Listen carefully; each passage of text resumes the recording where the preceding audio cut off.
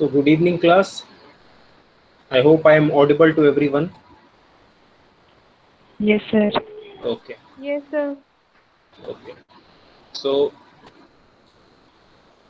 we will start today new topic, that is peak detector. Last lecture पे हम लोगों ने लॉग और एंटी लॉग एम्पलीफायर देखा था. अब इस लेक्चर पे हम लोग पीक डिटेक्टर को देखेंगे. Peak detector means, as the name suggests, what this circuit must do. As the name suggests, what this circuit must do means, कोई भी अगर AC सिग्नल आपको इनपुट पे मिल रहा है, if you are getting any AC signal at the input, तो उस AC signal में पीक को डिटेक्ट किया जाएगा. Means what ever the maximum value which has occurred, that will be detected and preserve.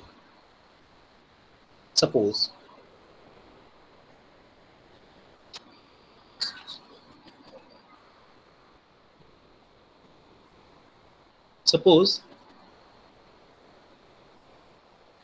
I'm having a AC signal like this. Okay, this is a kind of any random signal. This is a kind of signal. Okay, I'm having. So what the peak detector must do? Peak detector must capture the peak and ensure that that peak value is preserved. Suppose means here it will detect the peak and then after it will preserve this value. Okay, maybe due to some discharging, this peak value may get distorted, means may get decreased some value up to some value. Then after again it will achieve its whatever peak value have arrived up to that time, and then after again will try to preserve it as long as it is possible. Maybe some small discharging there, and then after again it will detect the peak value, and then after again try to preserve it as long as it is possible. Maybe a slight discharging, but what the peak detector will do? Peak detector will detect the peak value and try to preserve it as long as it is possible. Okay, so this will be the working of peak detector.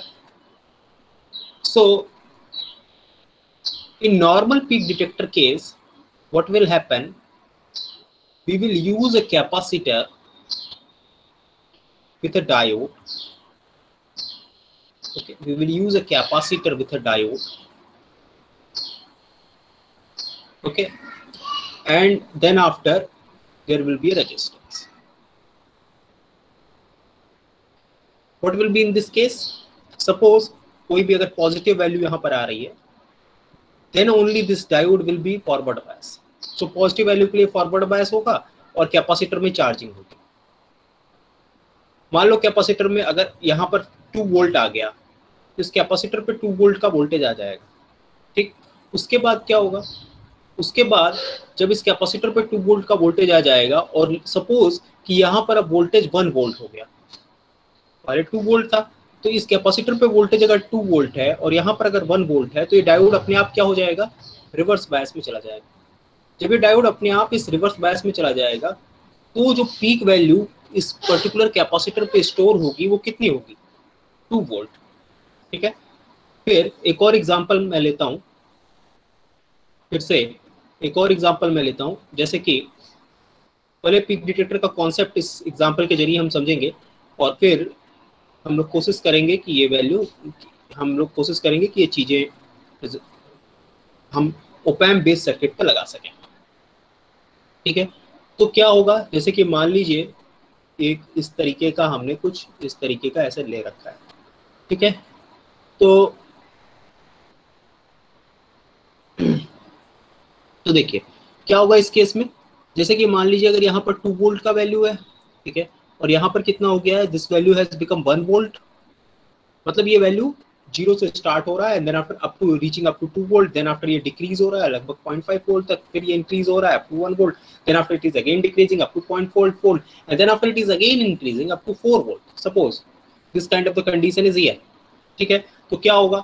जैसे ही आप यहाँ पर ये value लगाओगे, तो जैसे जैसे ये आप पॉजिटिव वैल्यू यहाँ पर दोगे, ड्यू टू पी पे पॉजिटिव वोल्टेज आएगा और कैपेसिटर के ऊपर इनिशियली कोई चार्ज नहीं रहा होगा, तो ये क्या करेगा, ये डायोड को फॉरवर्ड बायस में करेगा। जब ये डायोड को फॉरवर्ड बायस में करेगा तो this will behave as short circuit और ये कैपेसिटर चार्ज होने लगेगा।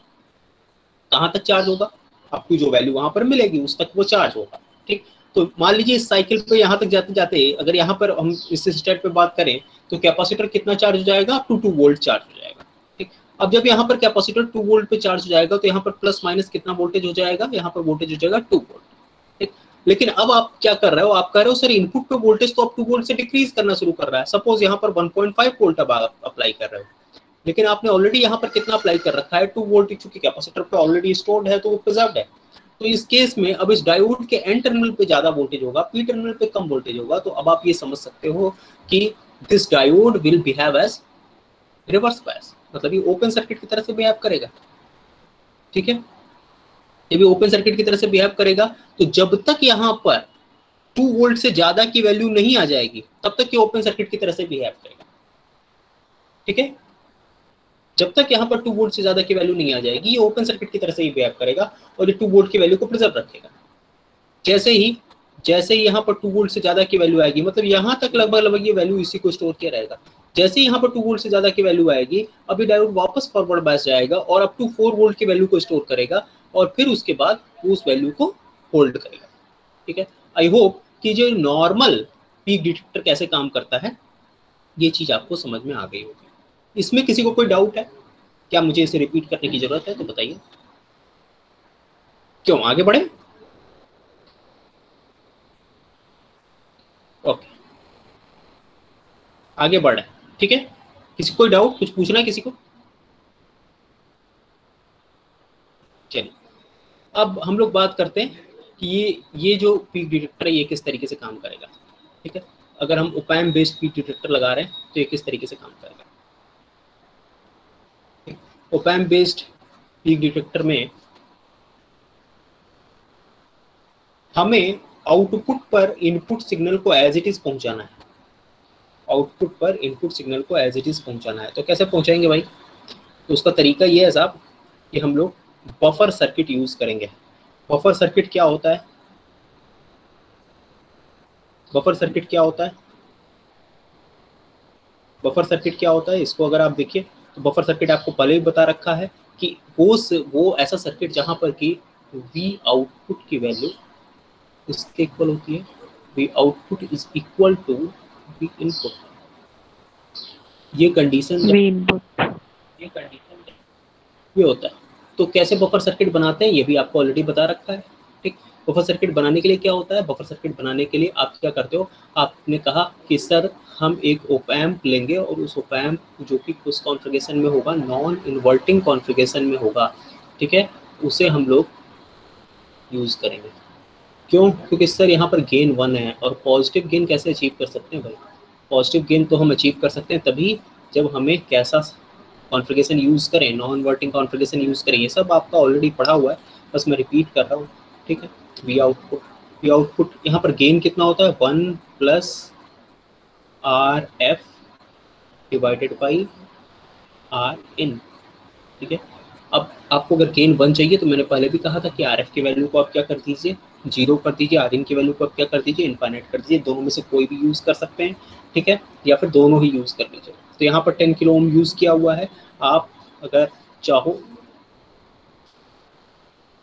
चाहो तो आप इसे यहाँ पर शॉर्ट सर्किट भी कर सकते हो, नो प्रॉब्लम इन इट। ठीक है, आप इसे शॉर्ट सर्किट के तौर पे भी यूज़ कर सकते हो, कोई समस्या नहीं। ठीक है, तो देखिए यहाँ पर 10 किलो ओम रेजिस्टेंस यहाँ पर भी यूज़ किया हुआ है, इसकी भी कोई ज़रूरत नहीं है, आप इसे भी यहाँ पर शॉर्ट सर्किट कर सकते हो। ठीक, अब यहाँ पर इनपुट वोल्टेज आएगा। ठीक है, अगर आप इस डायोड को नहीं देख रहे हो, थोड़ी देर के लिए डायोड को मत देखो, तो आपको क्या समझ में आएगा कि सर जो भी इनपुट वोल्टेज आएगा वो एज इट इज आउटपुट पे चला आएगा। ठीक है, अच्छा इनपुट कहाँ पर लग रहा है, सर इनपुट तो पॉजिटिव वाले टर्मिनल पे लग रहा है। अच्छा, अगर इनपुट पॉजिटिव वाले टर्मिनल पे लग रहा है तो मुझे ये बताइए कि यहाँ पर जो वोल्टेज आएगा जस्ट आउटपुट वाले पे वोल्टेज, वो कैसा आएगा, पॉजिटिव आएगा कि नेगेटिव आएगा? डेफिनेटली सर ये तो पॉजिटिव ही आएगा।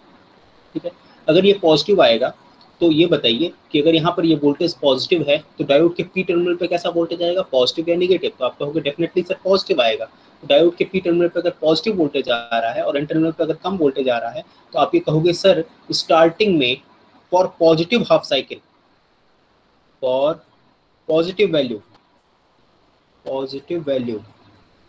ठीक है ना, पॉजिटिव वैल्यू के लिए this diode will behave as, diode कैसे बिहेव करेगा, diode will behave as short circuit because it is in forward bias condition, ठीक है, it is in forward bias condition, so it will behave as short circuit, okay, it will behave as short circuit, okay।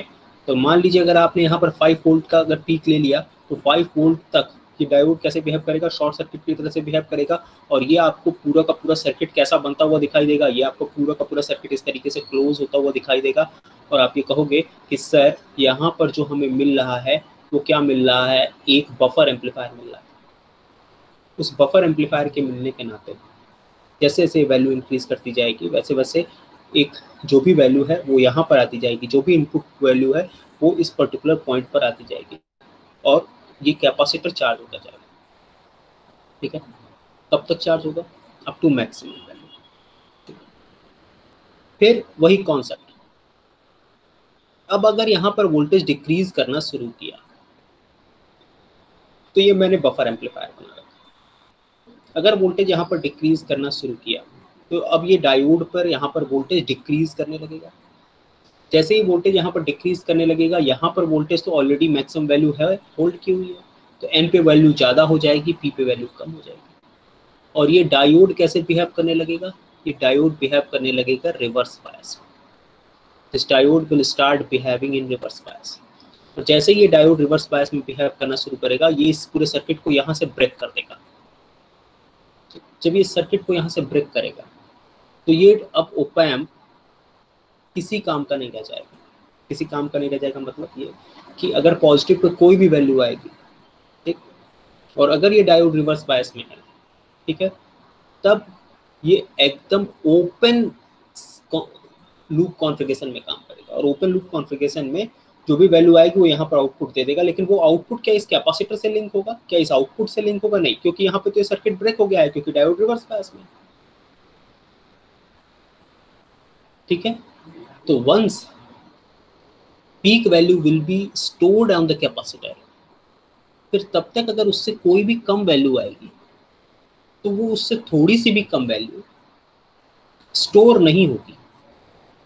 क्यों store नहीं होगी, because this diode will start behaving as what kind of the circuit, this diode will start behaving as what kind of circuit, in reverse bias as an open circuit, and this will result this whole circuit to behave in open loop configuration।